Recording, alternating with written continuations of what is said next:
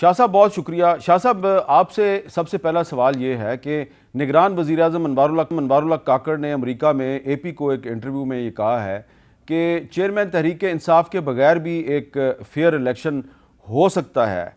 आपका क्या ख्याल है कि जिस इलेक्शन में चेयरमैन तहरीक इंसाफ नहीं होगा या उस पर पाबंदी लगा दी जाएगी तो दुनिया उस इलेक्शन को फेयर एंड फ्री तस्लीम करेगी?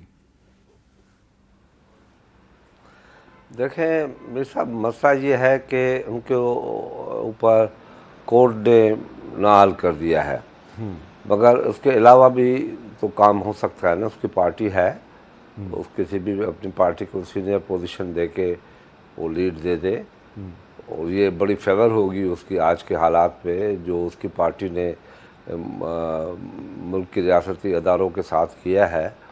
मैं समझता हूँ कि ये बहुत बड़ी फेवर है उसकी कि उस पार्टी को अलाउ कर रहे हैं और लेवल प्लेइंग फील्ड दे रहे हैं उनको। मैं इस बात से मुत्तफिक हूँ कि उसके अलावा भी इलेक्शन हो सकता है, बशर्ते यह कि उनकी पार्टी को इजाज़त दी जाए। अच्छा, तो आपका ये ख्याल है कि तहरीक इंसाफ को लेवल प्लेइंग फील्ड मिल जाएगी और उस पर पाबंदी नहीं लगेगी? मेरे ख्याल में नहीं लगनी चाहिए। बगैर उसके जब वो नाल है तो उसको अलाउ किया जाए कि उसकी पार्टी का कोई और लीड कर ले। अच्छा शाह साहब, दूसरी बात ये बताएं कि ये जो इलेक्शन कमीशन ने ऐलान किया है कि जनवरी के आखिरी हफ्ते में इलेक्शन हो जाएगा, डेट उन्होंने नहीं दी, लेकिन मंजूर वसान साहब का ख्याल है, कुछ और लोगों का ख्याल है कि जी 28 जनवरी को इलेक्शन हो जाएगा। आपको क्या लग रहा है, 28 जनवरी को इलेक्शन हो जाएगा? मैंने ये सवाल आपसे इसलिए किया कि आपके एक दोस्त हैं मौलाना अब्दुल गफूर हैदरी साहब, वो कह रहे हैं जी कि जनवरी के आखिरी हफ्ते में तो बड़ी सर्दी होती है, पाकिस्तान के बहुत से इलाकों में बर्फ़बारी हो रही होती है, तो जनवरी के आखिरी हफ्ते में इलेक्शन नहीं होना चाहिए। आपका क्या ख्याल है, इलेक्शन हो जाएगा जनवरी के आखिरी हफ्ते में?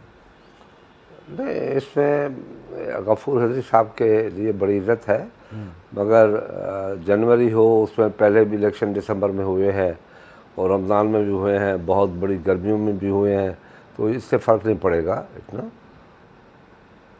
अच्छा, तो आप इलेक्शन होने चाहिए। अच्छा, मगर ये जो 9 जनवरी के लास्ट वीक का कहा गया है, हाँ, ये इसकी बजाय डेट दे देते तो और बेहतर था, क्योंकि 6 दिन का तो फ़र्क है एक हफ्ते में।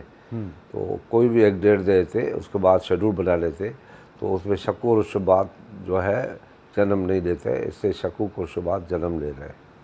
अच्छा, तो शाह साहब, आप एक सीनियर सियासतदान हैं, बड़ा तजुर्बा है आपका, तमाम बड़ी पॉलिटिकल पार्टीज़ में आपके ताल्लुकात हैं, तो ये आपको लग रहा है कि आने वाले इलेक्शन में जो पीपल्स पार्टी और मुस्लिम लीग नून है ये एक दूसरे के ख़िलाफ़ जाएंगे या दोबारा कोई आपके दरमियान मुफाहमत हो सकती है?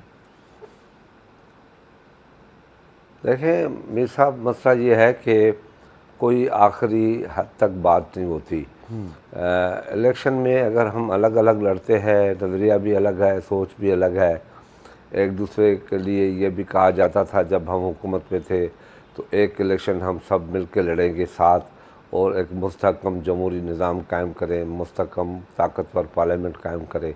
ये हम कहते थे जब हम गवर्नमेंट में थे। मगर अब अभी भी ये है कि अलग अलग अपने पार्टी के निशानों पे लड़ा जाए, मगर एक दूसरे के साथ इस तरीके का बर्ताव नहीं होना चाहिए, गालम गलोच नहीं होना चाहिए, बुरा तारीख को नहीं दोहराया जाए, 88 और 90 के दहाइयों को नहीं दोहराया जाए। तो इलेक्शन में कोई ऐसी बात नहीं है और नहीं करना चाहिए हमें। हमने बड़े नुकसान खाए हैं और पीपल्स पार्टी ने तो मीर साहब आप गवाह है कि COD के बाद भी मियाँ साहब ने COD की बहुत खिलाफ वर्जी की, जलसे भी किए, जुलूस भी किए, निकालने की कोशिश भी की, सुप्रीम कोर्ट में भी गए। जब हमने COD का पास रखा तब 2014 में मुस्लिम लीग हुकूमत के ऊपर इमरान खान ने हमला किया बाहर से, तो हमने अपोजिशन में रहते हुए भी जमहूरियत का दफा किया। चलो ये बात बिल्कुल सही कहते हैं कि वो पीपल्स पार्टी ने नवाज शरीफ का नहीं मगर जमहूरियत का किया तो सही हमने।